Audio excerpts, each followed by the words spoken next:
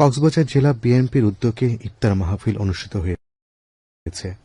BNP ও অঙ্গ সংগঠনের নেতাকর্মীদের পাশাপাশি সাধারণ মানুষ, বিভিন্ন রাজনৈতিক দলের নেতা, গণমাধ্যম কর্মী ও নানা শ্রেণী পেশার মানুষ, প্রায় ২,০০০ মানুষ এতে অংশ নেন। গতকাল বিকেলে কক্সবাজার শহরের বীর মুক্তিযোদ্ধা মাঠের বিএনপির সাবেক চেয়ারপারসন ও সাবেক প্রধানমন্ত্রী বেগম খালেদা জিয়ার মাগফিরাত কামনায় এই ইফতার ও দোয়া মাহফিলের আয়োজন করা হয়। অনুষ্ঠানে প্রধান অতিথি ছিলেন কক্সবাজার সদর রামু ঈদগাহ আসনের সংসদ সদস্য লুৎফর রহমান কাজল। এতে সভাপতিত্ব করেন জেলা বিএনপির সভাপতি ও কক্সবাজার ৪ আসনের সংসদ সদস্য শাহজাহান চৌধুরী। প্রধান অতিথির বক্তব্যে লুৎফর রহমান কাজল বলেন, বিএনপি কক্সবাজার এমন একটি রাজনৈতিক পরিবেশ গড়ে তুলতে চায় যেখানে কোনো প্রতিহিংসা ছাড়া সবাই মিলেমিশে কক্সবাজারকে এগিয়ে নিয়ে যাবে।